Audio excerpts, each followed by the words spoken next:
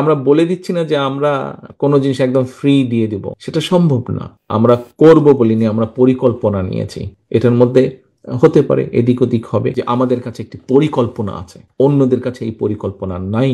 দেখবেন কয়েকদিনের মধ্যেই কিন্তু তারা বলবে, এই আমরা এই করব, আমরা ওই করব।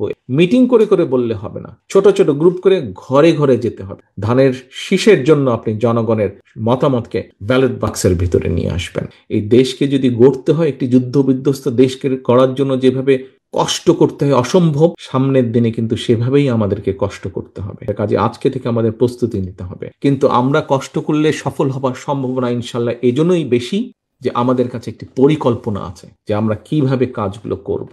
অন্যদের কাছে এই পরিকল্পনা নাই। যদি পরিকল্পনা থাকতো তাহলে তো বাই নাও তারা বলতো তাদের পরিকল্পনার কথা, তাই না? তাহলে তো বলতো তারা, কিন্তু এখন পর্যন্ত তারা বলেনি। এখন বলবে, দেখবেন কয়েকদিনের মধ্যে বলবে। আমাদেরগুলা দেখেছে, জেনেছে তো। আবার আমাদের ফোল্ডারের অনেক কিছু চলে গেছে অনেকের কাছ থেকে, আত্মীয় স্বজনের মধ্যেও তো থাকে। দেখবেন কয়েকদিনের মধ্যেই কিন্তু তারা বলবে, এই আমরা এই করব, আমরা ওই করব, এইটা করব, ওটা করব। অনেক বেশি, অনেক বেশি বলবে। দেখবেন আমাদের থেকেও মনে হবে প্রস্তাবগুলো ভালো ভালো, অন্য অনেকেই বলবে আমাদের থেকেও প্রস্তাবগুলো ভালো মনে হবে। কারণটা কি? আমরা বাস্তবতার নিরিখে করেছি, আমরা ফ্যামিলি কার্ডের কথা বলেছি, কিন্তু আমরা বলে দিচ্ছি না যে আমরা কোনো জিনিস একদম ফ্রি দিয়ে দিব, সেটা সম্ভব না। বাস্তবতার নিরিখে বলেছি, বিবেচনা করে বলেছি। আর যারা সস্তা জনপ্রিয়তার জন্য বলে, তারাই কিন্তু অবাস্তব কথা বলে দেয়।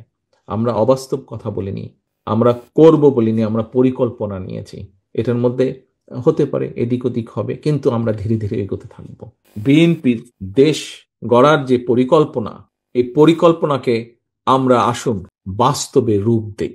বাস্তবে রূপ দিতে হলে আমাদের জনগণের সমর্থন প্রয়োজন, এবং জনগণের সমর্থনকে দলের পিছনে আনতে হলে আপনাদের ঐকান্তিক প্রচেষ্টা এবং উদ্যোগ প্রয়োজন। আসুন আমরা সেই উদ্যোগ গ্রহণ করি।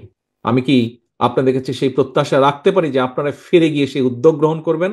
প্রিয় সহকর্মীবৃন্দ, আপনাদের আন্তরিকভাবে ধন্যবাদ জানাই। এই উদ্যোগ আমি আগেও বলেছি, আবারও বলছি, আপনি লড়বেন, আপনি যাবেন, আপনি কষ্ট করবেন আপনার দলের পরিকল্পনাগুলোকে সফল করার জন্য। আপনার সামনে থাকবে ধানের শীষ, আপনার সামনে কোনো ব্যক্তি থাকবে না, আপনার সামনে থাকবে ধানের শীষ।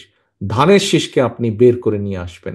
ধানের শীষের পক্ষে আপনি জনগণের মতামতকে ঐক্যবদ্ধ করবেন।